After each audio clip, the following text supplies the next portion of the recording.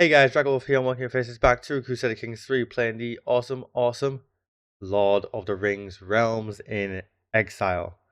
We should sit back, grab a snack, grab a drink, keep your feet up, muscle body, have some fun as we continue our gameplay here as Aragorn of the Dunedain.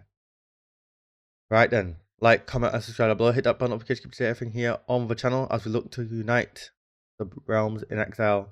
And of course, check the links down below for all the social media, including the entirety of the mod list, all DragonWolf channels here on YouTube, and DragonWolf.co.uk, my website. And don't forget, hit that bell notification to keep everything here on this channel. In the last one then, in our first episode, we were introduced, of course, to Aragorn and his wonderful stats and story. And we travelled the realm that we know from the movies here in Middle-earth, across the Riddermark, through Isengard, and into Gondor. We learned the great sorrow of the Southern Kingdom and the Dunedain there. Fun, as I present to you, hopefully, the return of the King here in Crusader Kings 3.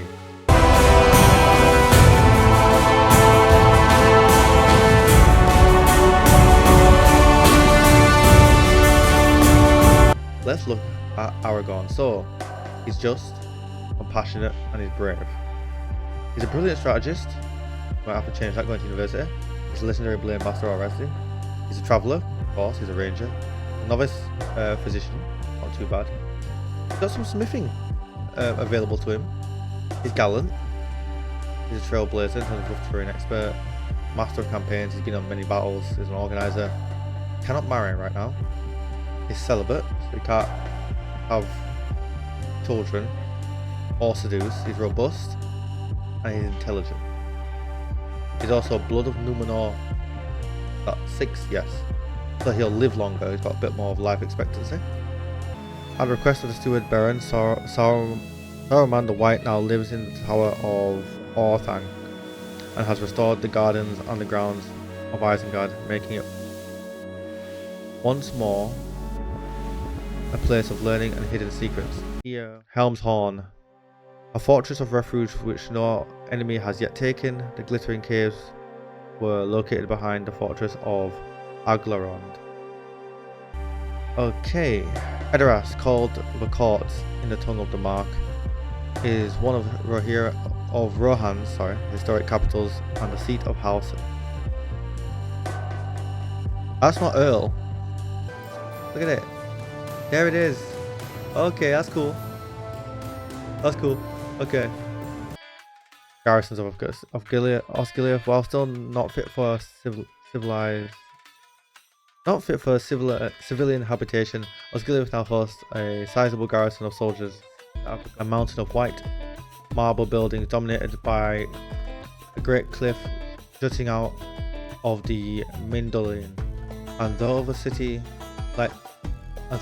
like a keel of a great ship. As we approach the silver Mithril, that's the word, Mithril gates, the great black stone walls loom above us.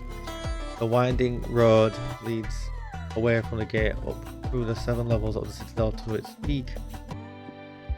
Oh, I've got 99% chance I can't fail this. Oh, gosh, wondered a bit. Sort of warlord teacher's place with the student. Well, our teachers were crap, no wonder we failed. Didn't do that, almost failed. Look at you got blood number 2. So, in this episode, we start off with exploration of the far north, the Northern Kingdom, the shattered one. That which was Arnor.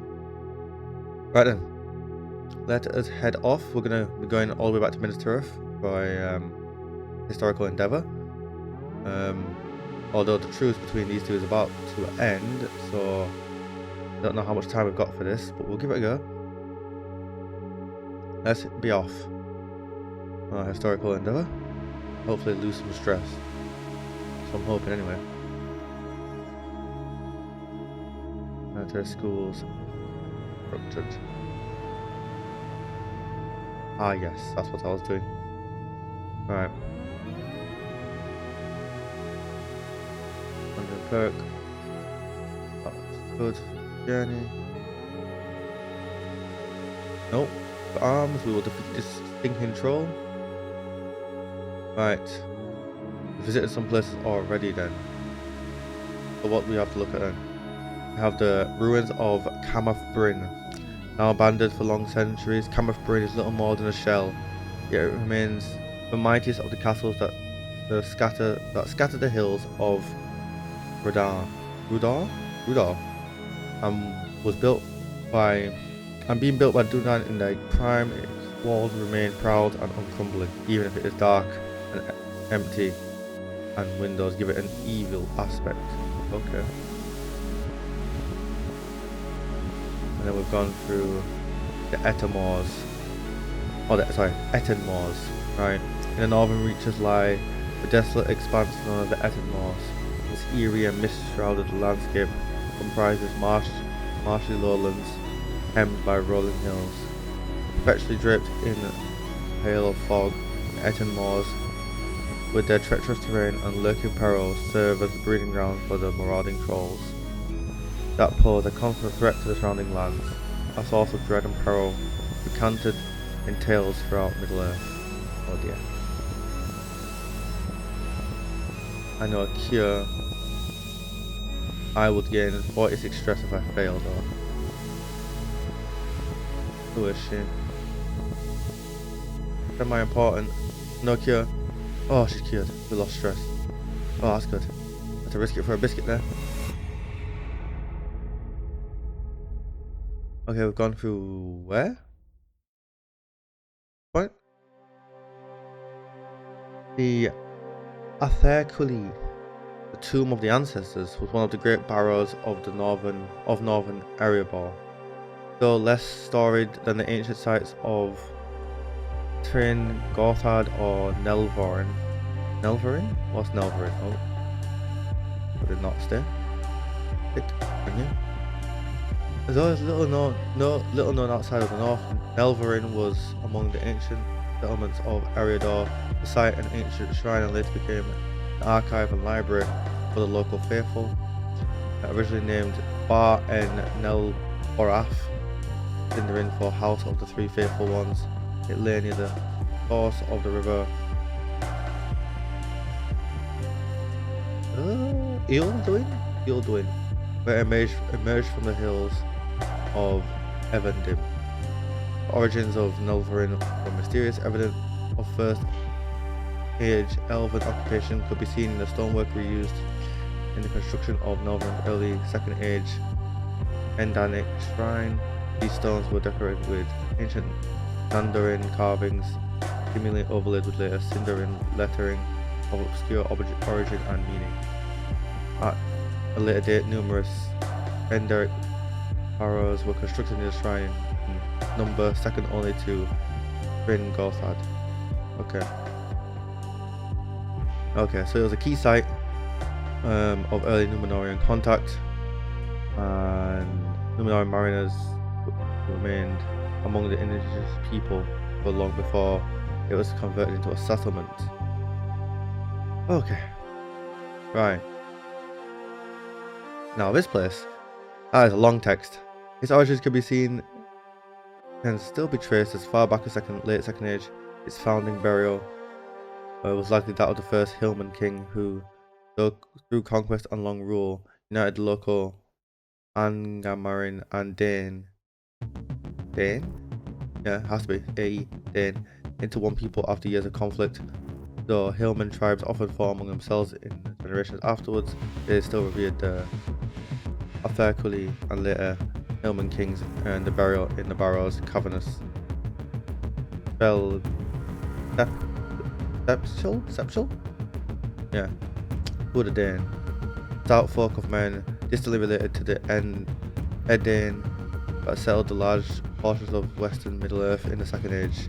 They were considered middlemen, and also dwelled in the lands that would later become Gondor when the Númenóreans landed at their shores. They were initially friendly, but many were later enslaved by them. Okay, by the late Third Age, only a few groups of Dane remained, mostly in remote areas such as the White Mountains. A group of Danes settled in the Edenwave and would become the ancestors of the Dunlendings. Okay. Wait, did that say that the Dunedain enslaved these guys? Oh, damn, okay, shit. Not good.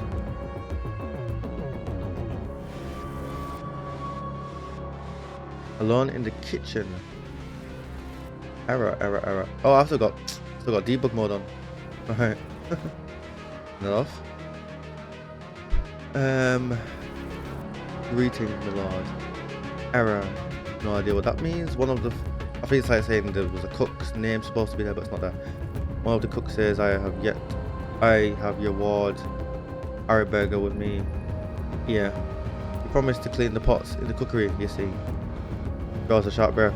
But she gobbled down every sweet she could find like a little pig. Now she is all sweaty and red from exerting herself eating. Okay. So lazy, compassionate. I'm going with compassionate. Don't want her to be gluttonous or lazy. Again, a lot of stress for that though. That was not good. Trade port of Teledal? Yeah. Lying at the base of the rugged embrace of the Blue Mountains, Teledal is a trade port founded by the Longbeards following their exile from Khazad-dûm. The clinking of coins and haggling of eager buyers from all over the north resonate through the air. Okay, this is a dwarven realm. Oh, okay. From like land dwarves.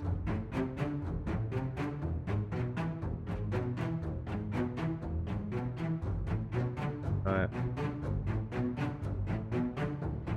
Nelvarin. Alright, Nelvarin. Okay, Nelvarin was one of the oldest centers of the Edain, dating back to the First Age. It has been a center of learning since the Númenórean colonization of Erebor, serving as a hub for the best and brightest across Erebor. Even after the fall of Arnor, the settlement remained populated as the center of the Eldain as the center of the Eldain into the Third Age and early Fourth Age. Okay. What's here? Caras Kelarain. Alright. Caras Kelarain has a singular history. Situated on a rocky spit of dry land at the otherwise swampy confluence of the Uldwin and the Lune, this ancient place has been continuously inhabited since the opening years of the Second Age, originally as a small elvish port, used for trade with the dwarves and men of Erebor, and later as the early site of Númenórean settlement. Briefly the base of operations during Gondor's military intervention under ARNOR, Caras Kelarain was sheltered from the cruel events that saw the Northern Kingdom fall. Some of its population departed with the armies of Gondor, and others followed Arnarth into the wilds. But a remnant clung on, trading quietly with the Uldwin and the dwarves of the Blue Mountains, and even at times with the elves of Lindon. The lordship of the town has been granted to Valandil's youngest son, Silvern, and though the line was oft broken, it was maintained matrilineally, and it was customary for the lord to be a descendant of Silvern, even at the end of the Third Age.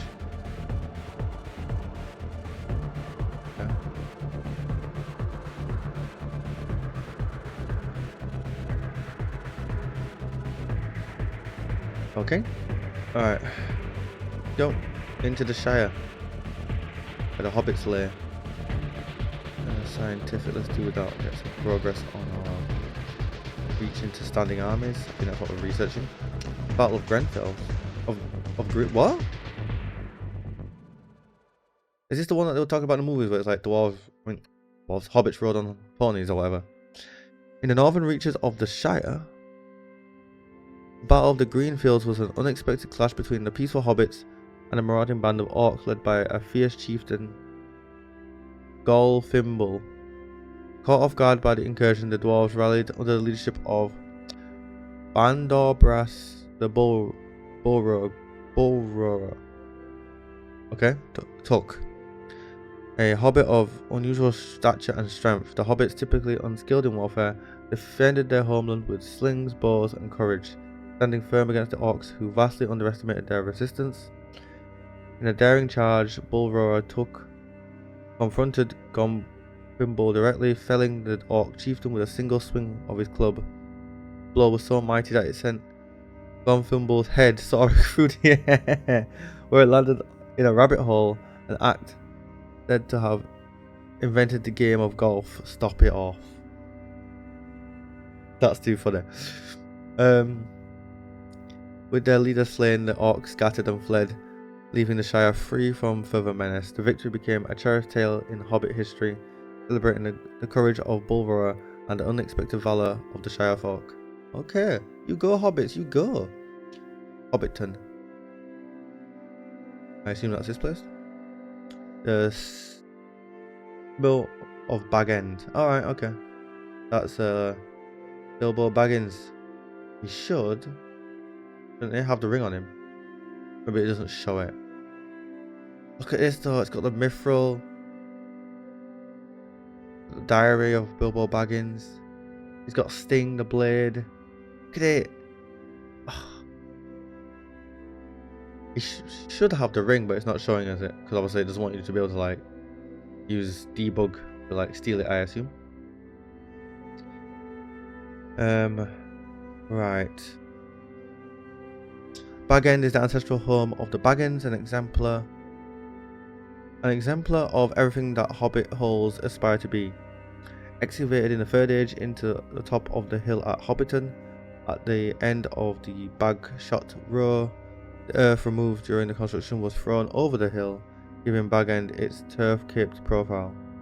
The house has a green round door with a brass knob, many round windows, numerous well-built rooms, ladders of near legendary status, and a well-kept garden. This mill offers the perfect combination of comfort, respectability, and quiet prosperity for the gentle people of the Shire. Ah, Bag End.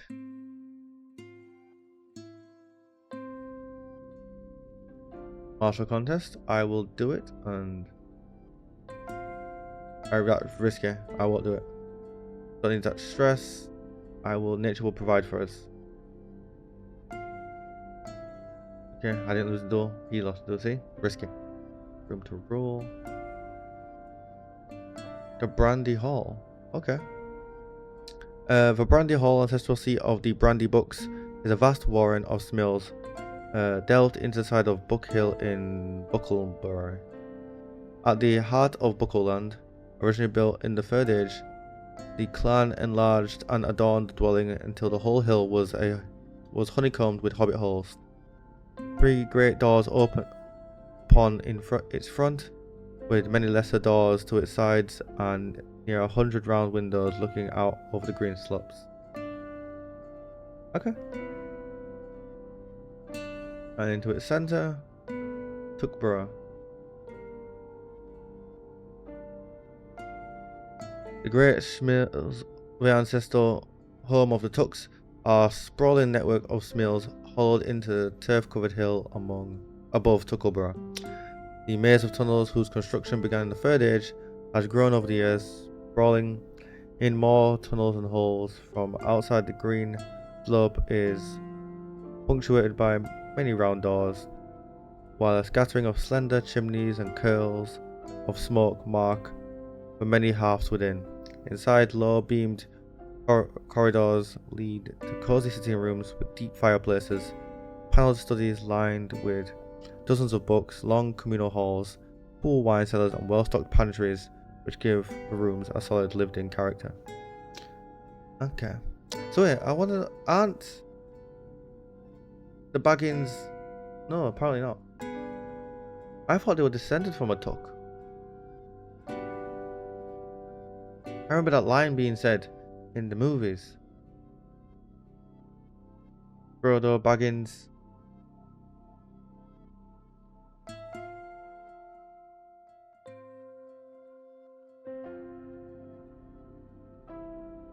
Books. 2 houses. North Tuck and Tuck. Any famous Tucks that I should know of?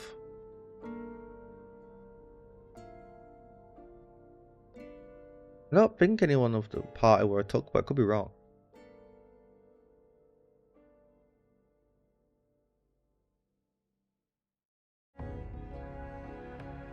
Peregrine. Is that Perry? No, I don't think so. Right. Off we go.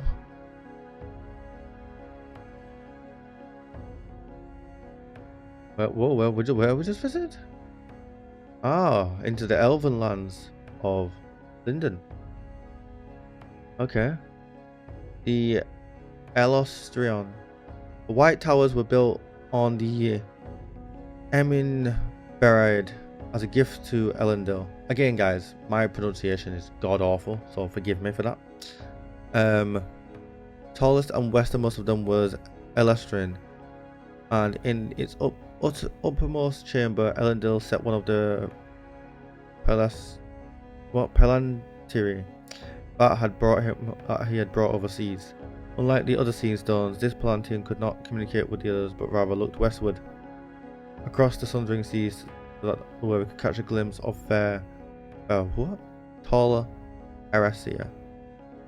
Known as the Lonely Isle, is an island off the east of Aman. Its largest town and capital is Avalon. By the power of Ormond, it was used to transport the Vanya, the Noldor army across Belagir and to Aman. In the later days, it became known as Land Island Exile, as many of the exiles both re-embodied and returned over the sea, chose to make their dwelling there, desiring to remain closer to Middle Earth, which they had loved, and farther from the Valar. Okay. Even into the later years of the Third Age, Elostrom would be visited by wandering companies of elves seeking to gaze towards Valinor. Okay. Is that this place?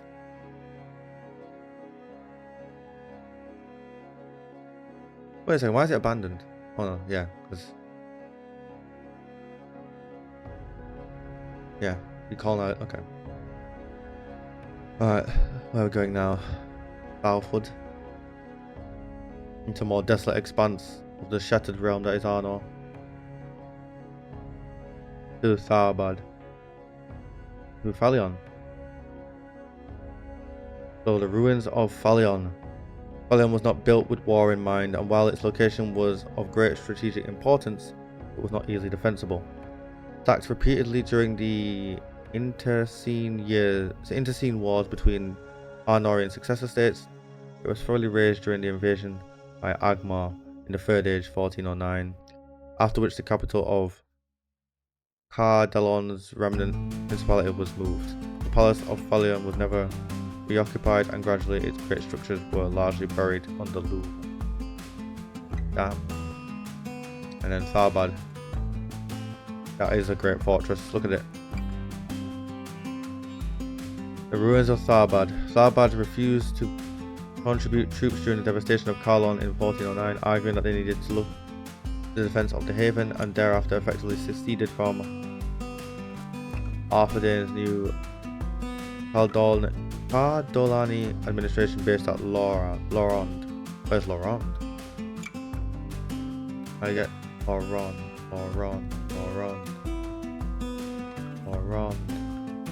Don't see a Lorond. Wait. I'm curious now. So this is Carlon, right? Lorond has to be located within these lands somewhere.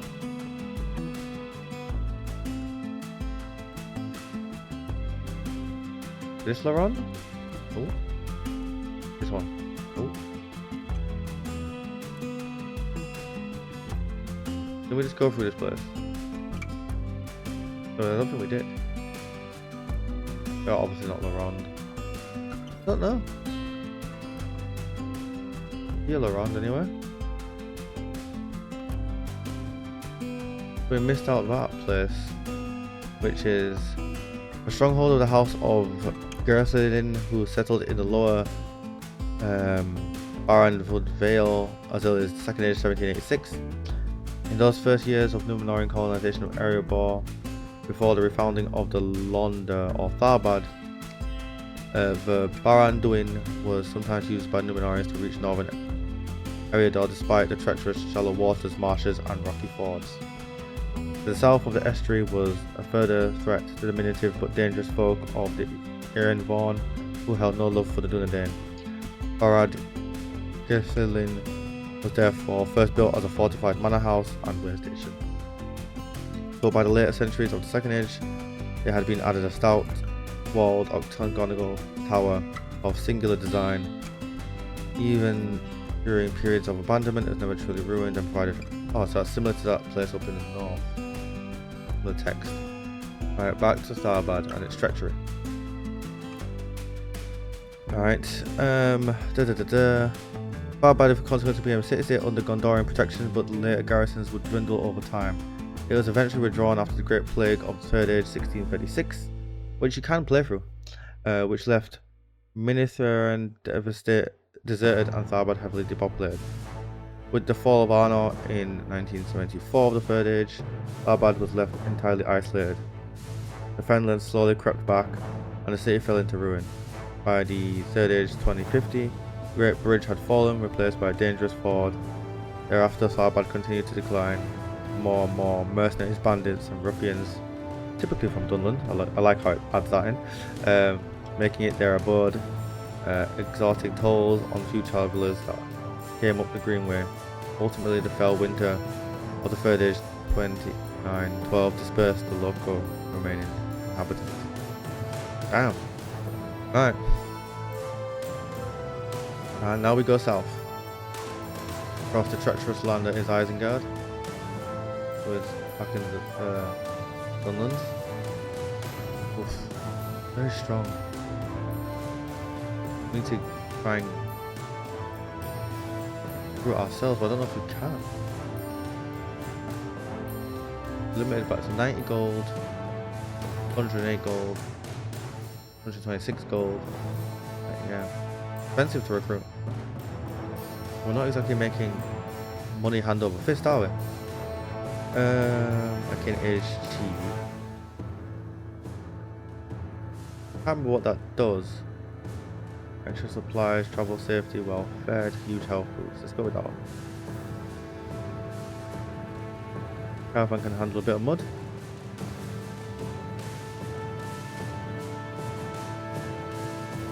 Right, this is where we're going to learn the history. There's going to be a lot of reading here and me not understanding everything, so bear with me.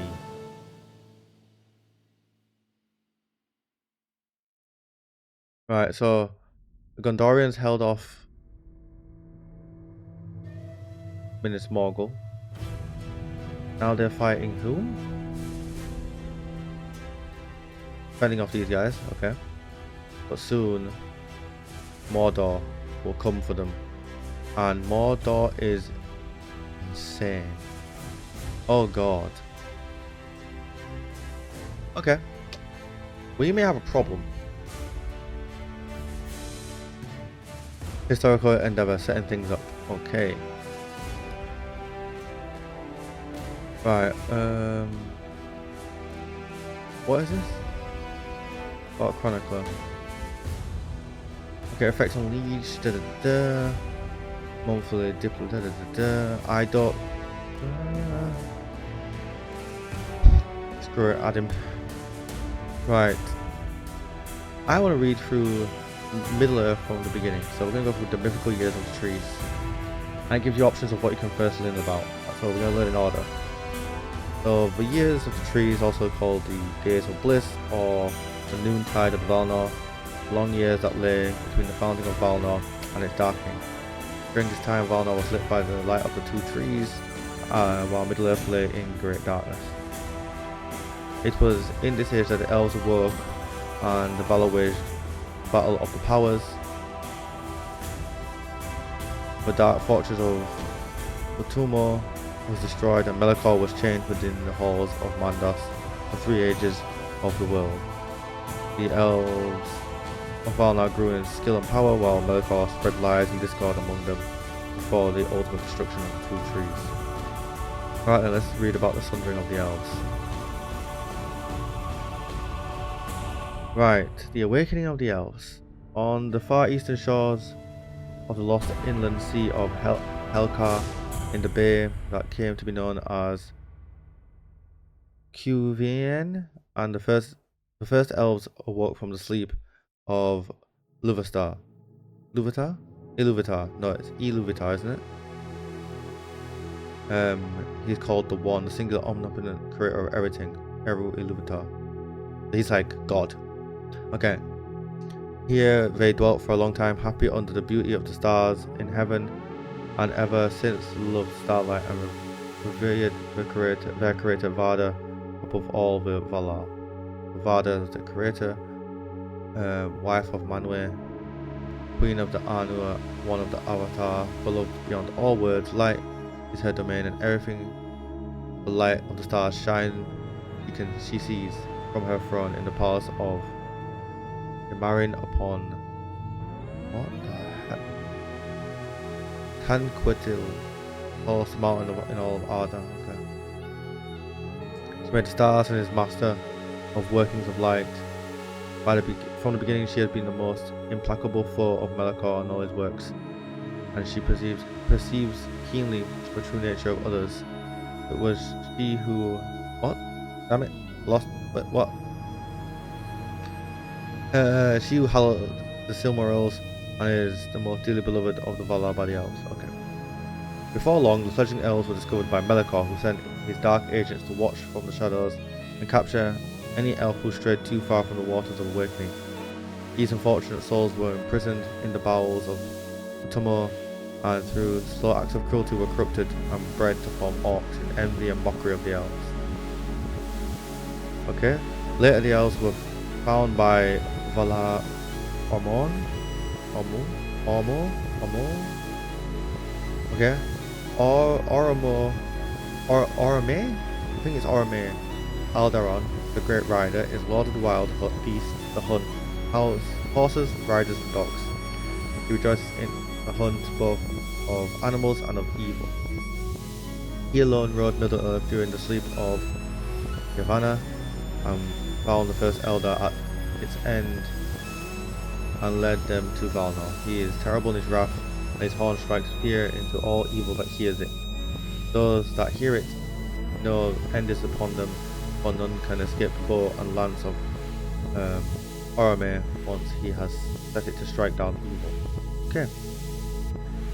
Valar Orome in his hunts upon Middle-earth, and he was seized with the desire to protect them, and so it became to pass that the powers made war upon Melkor to deliver the elves from the clutches of evil, forever changing the face of Middle-earth in the conflict and imprisoning Melkor in the halls of Mandos for thousands of years. Okay. Thank you for protection against such evil. But I would lose compassion and gain sadistic. Don't want to do that. It is right that Melkor was judged for his evil deeds. Yes. I want to go after stewardship. I don't know if that in Greece or not. Right, the Avari.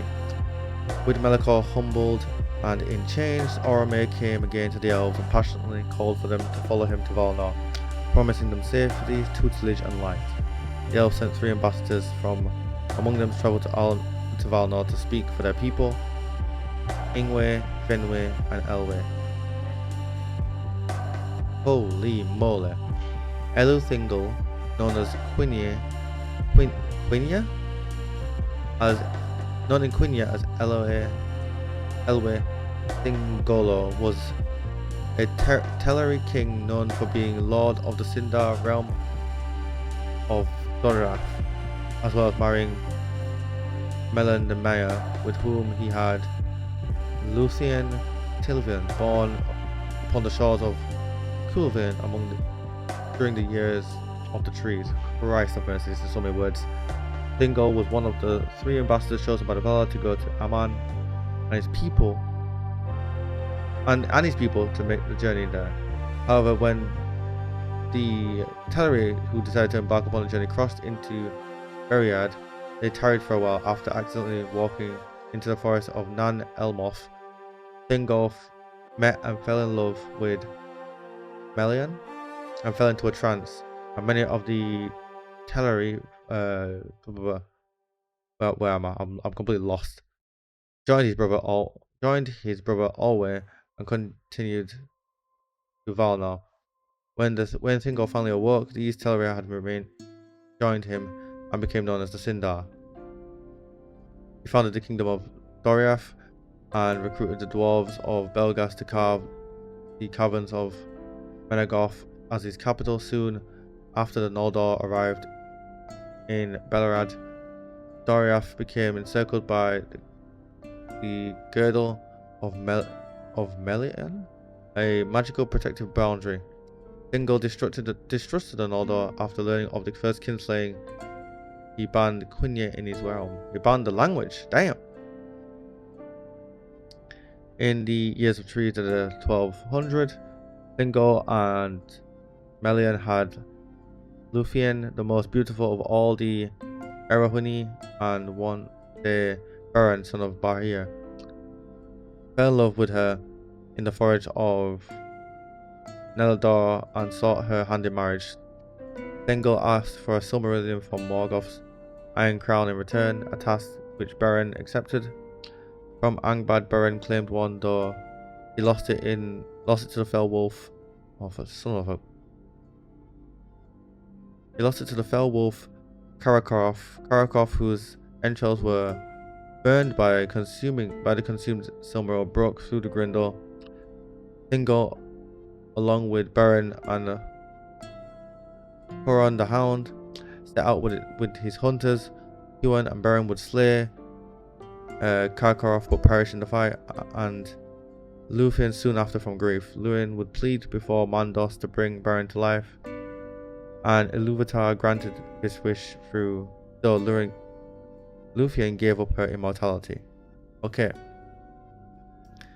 In the first age, 473, Turin, son of Huron, came to Thingol's court as an orphan. Thingol fostered the boy, but when Turin accidentally killed one of the king's advisors, he fled Doriath, never to return. Soon after Turin's death, the old Huron was released from Angband. He angrily came to Thingol's court, and through the precious Norglamir, refers to the necklace of the dwarves, a golden necklace made of Finrod, felgured by the dwarves of the Blue Mountains, which was set countless gems, but that Finrod had brought from Valinor, becoming the most treasured prize in Nagothrond. Okay. Before Thingol, with Melian piercing through Huron's grief, Huron apologized and departed. Thingol sought to combine the Silmaril and the Naglimir. For this he hired some dwarven craftsmen, but they became covetous and sought to take the treasures for themselves. When they confronted Thingol, he angrily upbraided them. The enraged dwarves killed him. He died in First Age 503, and after his death, Doriath was sacked and declined. Melian left for Valinor and her grindle disappeared. Thingol was the only one of the children of Ilúvatar to marry one of the Ainur, and was the tallest of all the elves. Okay. That was a lot.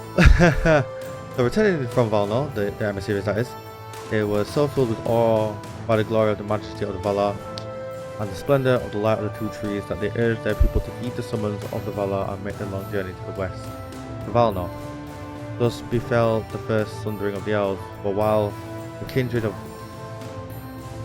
Ingwe and some of the kindreds of Finwë and Elwë were willing to follow Orome, there were many who still refused to leave their lands of their birth, as they loved Middle-earth and the starlight above the unknown west, and rumours of its burning light.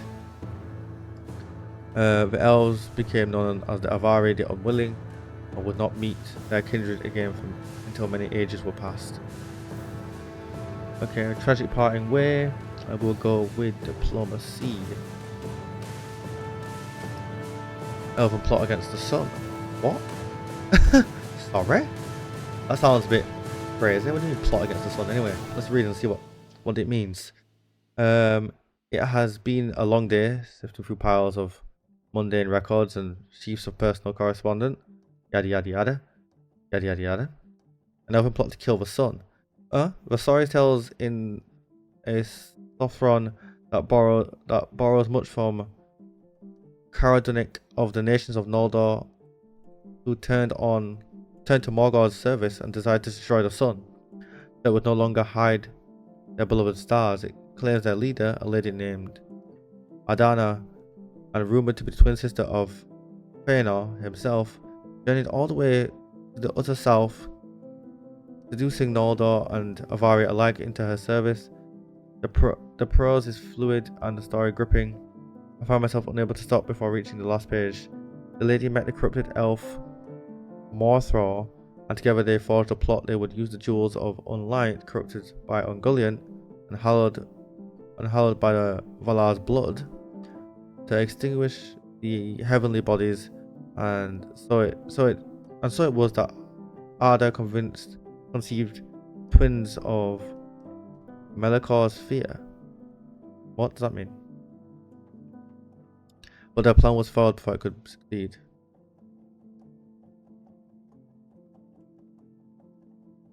This is utter madness. Okay, that's Ingwe. Once the elves who answered the summons of the Valar set out on the great journey, they were further split into 3 groups. The smallest of the groups was led by Ingwe and was most anxious to reach Valar.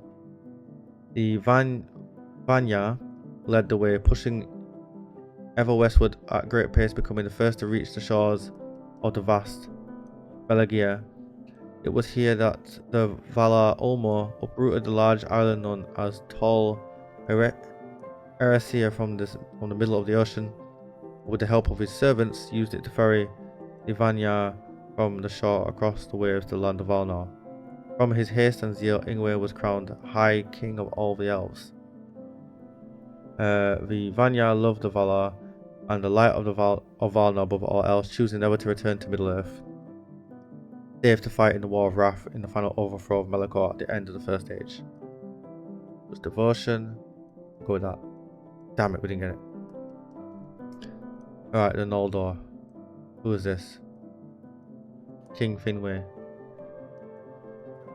He's dead. He was murdered. Sailed west. Like the 2 trees. Stats of that is nuts. Next to arrive were the elves known as the Noldor, led by Finwë, making good time but not bearing the same burning determination of the Vanya. When they arrived in Valinor, they built the city of Tirion. Is that still a place?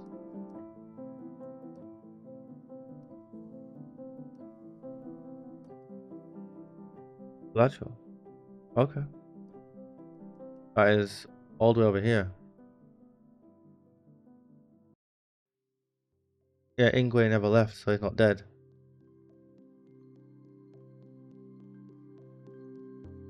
Fair enough.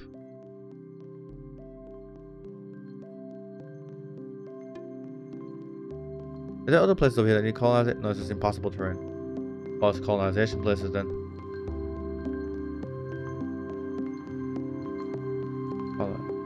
Oh no. Okay. Alright, back to Middle-earth. Where are we? We're over here, and we need to read this. When they arrived, they built Tirion upon the green hill of Tuna, with the help of the Vanya in the gap of the Pelori Mountains. It was here that Finwë ruled over his people. The Noldor are counted the most skilled among all the elves in lore and smithing, the greatest among them being Finwë's son Fëanor, creator of the famed Silmarils. Many Noldor would eventually return to Middle-earth to fight against Melkor and form most of the well-known great elven kingdoms. Crafting or diplomacy. I'm gonna go with diplomacy, and I didn't get it. The Teleri. Finally came the elves known as the Teleri, led by the brothers Olwe and Elwë, and the largest of the 3 kingdoms who set out on the great journey. Unlike their Vanya and Noldor brethren, the Teleri were a diverse group with great portions of their disunited host settling along the way without ever making it to Valinor. In the woods of the Rovanian, the Sylvan elves and the Noldor settled, while the Green elves settled the forests of Osiriad and the Ered Luin. The Sindar made their home in Doriath, which is... Where is Doriath? Is Doriath still present on the map anywhere?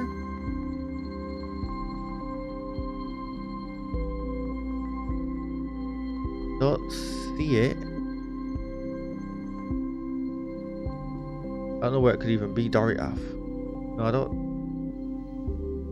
see it. Maybe not. Right. Where were we? After tarrying there to find their leader Elwë, who had become enraptured with the Maya Melian, last were the Valathrim, who settled the coasts of Beriad, taking Norway, in later years known as Sindar, as their lord. Finally, oh, so that's this place. This is Beriad. Alright, okay. The Linden, okay. Finally, those remaining few who completed the great journey to Valinor under the leadership of Olwe founded the city of... Is that guy still alive then? Because that was this place. Olwe, yes, so he didn't die. Okay. Fair enough. That's fine. Okay, cool. Last... Father, that way the haven of swans became known as Valmari. Okay. Stewardship, please. Am I even gaining anything? I don't even know. Maybe it happens at the end, to be fair. Right. Keep going. We did the Sundering of the Elves already. Or Fëanor and the Disquiet of the Noldor. Okay. You always get 2. Okay, so the Trove Caves have been defeated. Do I have money to continue the colonization here or not?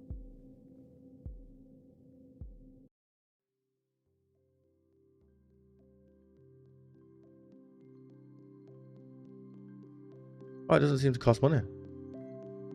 Oh, that's good. That costs money, but actually clearing the place doesn't. Okay. Right, so the youth of Fëanor. In Valinor, when the world was young, King Finwë of the Noldor wed Miriel, who was called Therundi because of her skill in needlework. He bore him a son whom they called Fëanor, Spirit of Fire, but Miriel said to Finwë, "Never again shall I bear a son, for the strength that would have nourished many has gone forth into Fëanor." After which she departed to rest in the gardens of LotR, never to wake again. So basically she died in childbirth. Kind of. Finwë grieved much for the departure of his wife and all his love he gave to his son. Finwë grew fast and strong, subtle in mind and skilled in hand. The greatest in mind and body of the children of the Iluvatar, he devised the Tengwar, which men and elves use this day to write their speech. Okay, so the writing system. Okay. Marvelous gems and seeing stones that he called the Plantry. But he created those two. Early in life, Fëanor wed. Who the heck is that? Naradil, daughter of Matan, a smith beloved of Alu, who taught much to his son-in-law. Nerdalan was wise and patient, and alone was able to sway Fëanor's council at times, together besides 7 sons, the sons of Fëanor. Such wonders. I'm gonna go with the stewardship one again. The unchaining of Morgoth. Okay. Well, he loved his son greatly. Finwë desired companionship again and new children. Manwë granted him his request, and Finwë married Indis of the Vanya, who bore him 2 sons, Fingolfin the Valiant and Finfarin the Wise. Fëanor loved his father deeply, but ever begrudged Indis, and he lived apart from them, exploring every corner of a man and busying himself with the crafts of new things. Then it came that Morgoth, the Dark Enemy, was released from bondage by the Valar after being held for 3 ages in the world in the halls of Mandos, and he took fair form and feigned friendship with the Noldor, bringing hidden knowledge which they delighted. Why the heck did they unchain him? I don't know. What is wrong with people? Some people are just evil and do not deserve to come out of prison. For he hated the elves, deeming them the cause of his downfall. The Vanya would not hear his counsel, content in the light of the two trees, and the Falamari he thought of little worth. In the Noldor, ever eager for knowledge and craftsmanship, he found unknowing agents for his schemes. And Morgoth whispered into the ears of the Noldor and planted the seeds of strife among themselves and against the Valar. But chief of all, he hated Fëanor, who refused his counsel and was very wary of his words. Again, go with stewardship. The Silmarils and the unquiet of the Noldor. Fëanor was filled with foreboding and feared that the blessing days of the noontide of the Valinor could come to an end. He pondered how to preserve the light of the two trees, Laurelian the golden and Telperin the silver. He devised the Silmarils, 3 great jewels protecting the light of the trees in vessels that no force of violence could break. Yet they were no mere crystals, and the light burned within them gave them life, and they rejoiced in light received and shone all the brighter. All rejoiced and marvelled at the works of Fëanor, and the Vardar blessed the Silmarils so that no hands unclean or anything of evil could touch them without being burnt by their fire. And Morgoth lusted after them, and in his desire he strove to destroy Fëanor and the friendship between the elves and the Valar. Morgoth told the elves that the Valar kept them in Aman as in a golden cage, for they were jealous of their craft and art, that men may supplant them in the kingdom of Middle-earth.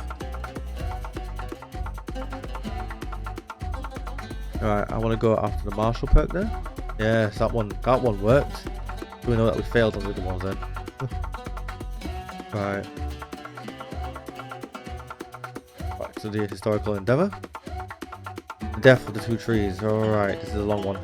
As Morgoth's lies spread through the Noldor, the unquiet turned into factionalization.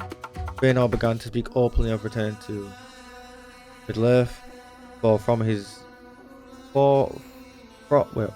people, though from Morgoth's lies in truth, he had heard Fingolf strove to supplant him as his father's heir, with the backing of the Valar, and to Fingolfin it was told to be wary of his brother, lest he would use his father's love towards him to strip him of everything. And so Fingolfin came to Finwë to ask him to restrain Fëanor, disparaging his loyalty to his father. At this insult, Fëanor entered the court and pulled his sword on Fingolfin, warning him that it could prove sharper than Fingolfin's tongue. Oh dear. Thus the Valar finally uncovered Morgoth was the root of the disquiet of the Noldor, and he fled from their pursuit.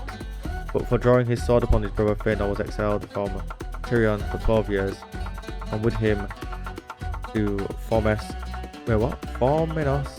came his father and the elves of his house. For Finwë held himself unkinged, for the Valar had unilaterally overruled him, and in that moment the lies of Valinor seemed to Fëanor as truth, for Fingolfin reigned in Tirion as regent, and it was the Valar whose actions made it so. At the end of his exile, Fëanor was invited to a great feast in Valamir, and nearly all the elves of Aman were present, and the brothers reconciled. Okay, Morgoth took advantage of the feast to strike. With the help of a great spider, Ungoliant, he caused the darkening of Valinor by destroying the two trees and raiding the vaults of Formenos, killing Finwë and stealing the Silmarils before fleeing towards Middle-earth. How dare he? Go the martial one again. Oh, here we go, the elves are going. The Valar asked Fëanor to give his Silmarils to Yavanna so that she might heal the two trees. At this, Fëanor was filled with anguish and indecision, for the jewels were such he could never again make them, and to unmake them he would be to unmake himself. And then once more the lies of Morgoth arose anew, and Fëanor perceived that the Valar too as Morgoth king, perceived the Valar too as Morgoth's kin, and that he would not yield them save by force, and that it would prove all his fears of them right.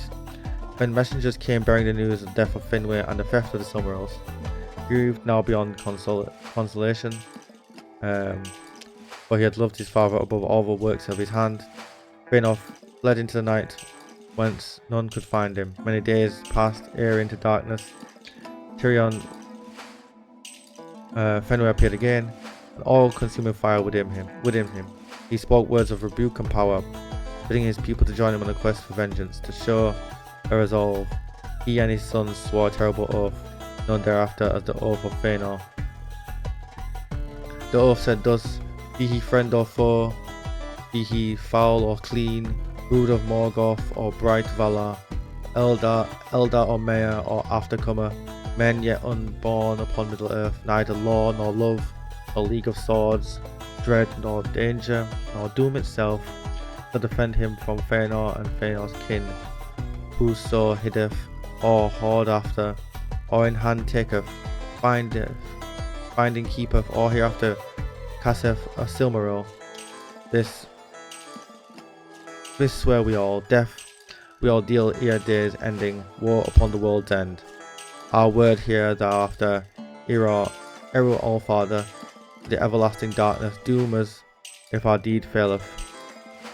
On the holy mountain here in witness our vow remember, Manwë and the Vadar.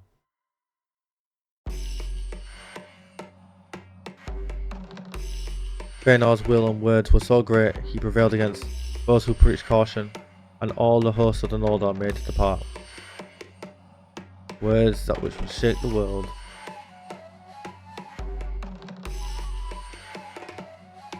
Alright, again. Okay, so the rest of the story we'll have to learn another time then. My eyes are heavy and the candles burn low. Okay, dokie, so we got 200 skill in about everything. We got this skill. Okay, and if we look at this skill, let's see what we get. The historian gives us learning, diplomacy. Propagandist gives us, okay. I don't think we can do propagandist as a good person. We can do it as an evil person or neutral person. You can do both, maybe. Oh, we got a nickname as well. Sundering of the Elves. Do we have anything like that? Any books? Personal workforce.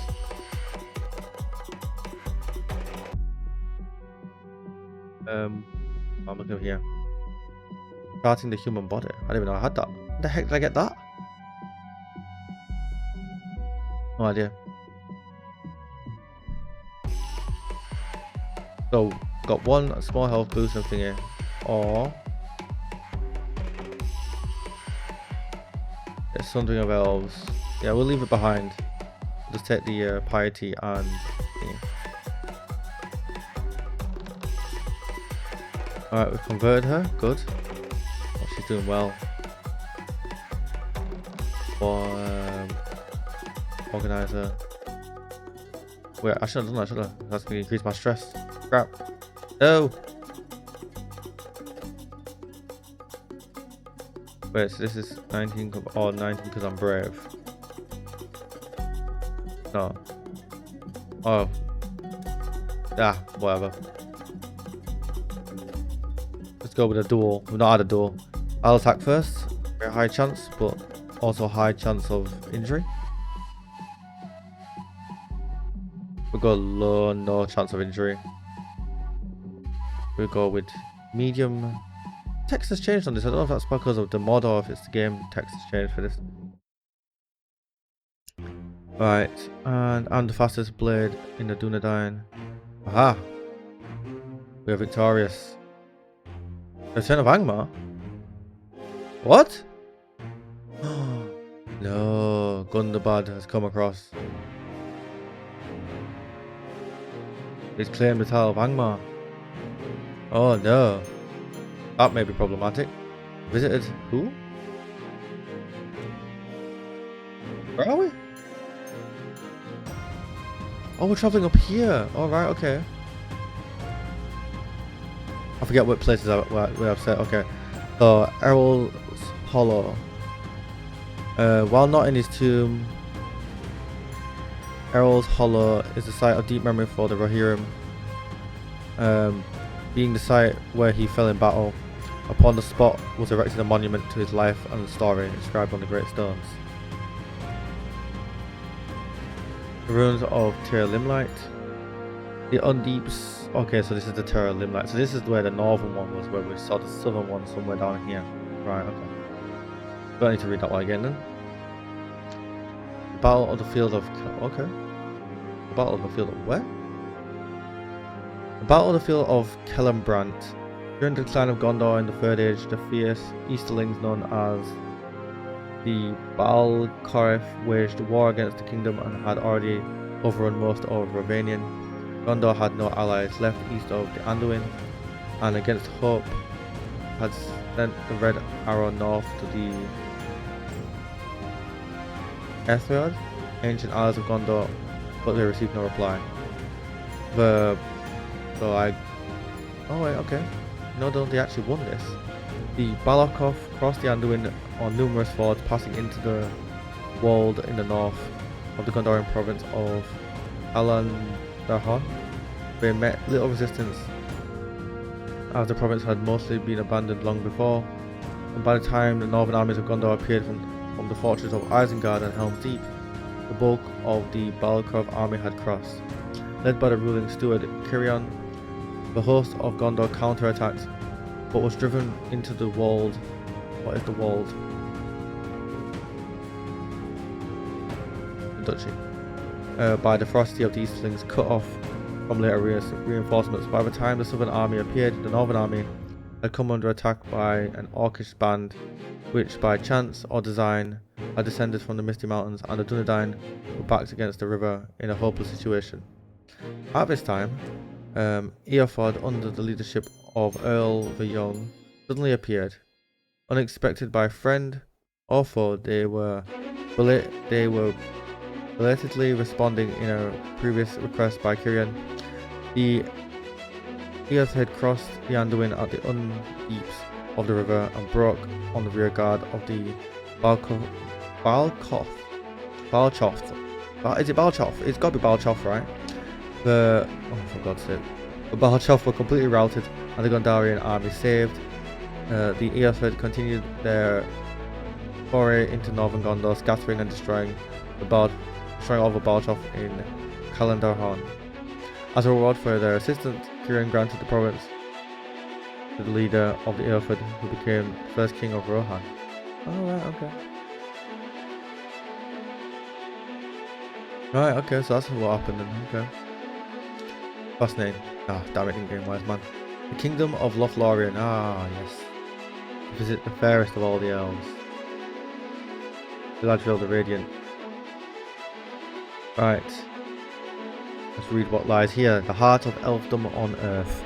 Named the Heart of Elfdom on Earth by the Galadrim, Caras Galadron is a great complex of fiats surrounded by a mighty wall, a city and fortress alike. At the top of the highest tree was built the dwelling of Celeborn and Galadriel, the Lord and Lady of Loran. Few elven cities in the Third Age could hope to match the size and grandeur of Caras Galadron.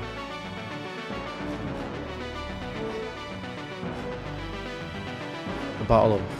Okay, more battles. The Battle of Azanulbizar. Hold on, get this as well. That we're going to need it soon. Angmar's rising, power in the east grows stronger. Dark times lay ahead for all those who dwell in Middle-earth. But it's not over. Not over until the last of us die. Okay, fought in the Shadow Vale before the eastern gates of Khazad-dûm, the Battle of Azanulbizar marked the climactic end of the War of the Dwarves and the Orcs. Driven by a burning revenge for their slain king, the Dwarves of Húrin's folk assembled under the leadership of King Thrain II and his son Thorin Oakenshield to face the Orcs of Moria, led by the fearsome chieftain Azog. As the battle raged, the Dwarves, though heavily armoured and resolute, were beset by countless Orcs. Many Dwarven lords fell, and the ground was drenched in the blood of both sides. Thorin, wielding an oaken branch in the battle in place of a shield, fought valiantly, earning the title Oakenshield as he held the line. The dwarves' determination and fury finally turned the tide, with Azog himself slain by Dane Ironfoot, a young warrior who would one day become king. The orcs broke and fled, but the victory came at a tremendous cost, leaving the dwarves grieving many losses. Despite their triumph, the dwarves chose not to reclaim Moria, deeming it too cursed and dangerous to inhabit. A wise decision. The Mirror. Okay, we know what that is. In the common tongue, the Mirror was a deep, dark lake in the Emerald Dale, less than a mile below the east gate of Khazad-dûm. The lake was long and oval, with a shape like a great spearhead. The deep water of the Mirror was dark blue, like a clear evening sky seen from a lamp-lit room, and had a still surface. Close to the southern end of the lake stood a column inscribed with runes, with a broken top, of which was called Durin's Stone. This stone was erected by Durin, built on the spot where he gazed into the lake and saw the vision of stars set in a crown above his head. A short distance below the lake was a spring with clear ice-cold water. That was the source of the Celebrant. Okay.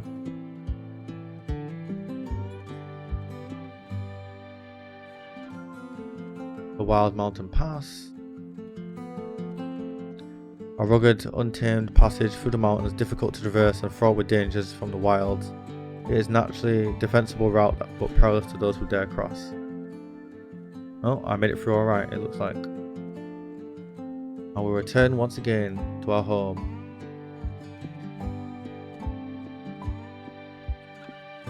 Boy, that was not easy. Reading that is, anyway. Oh no. Can we choose to join them? Is that a thing? Bring down. No, we can't. We can't choose to join them or anything like that. Right, okay. We need to build our strength anyway, but I don't know how we do that. Just don't know how we do that. We can hunt for foes. We'll do that in the next episode, along with another shorter trip to learn knowledge. We'll go to ANNIHILATION, read up there. You can see these episodes are going to be a lot slower. There's going to be a lot more talking than there usually was in our Game of Thrones series. There's so much to learn, so much knowledge to be had. Oh, Isengard grows ever stronger. That's not good.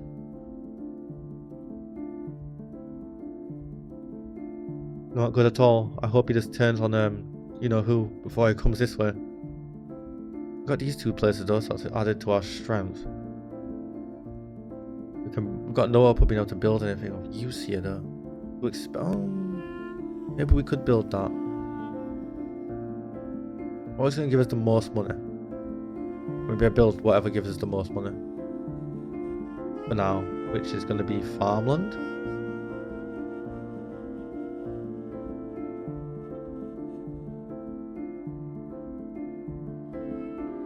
Can I even build farmland here? No, I can't build farmland on this one.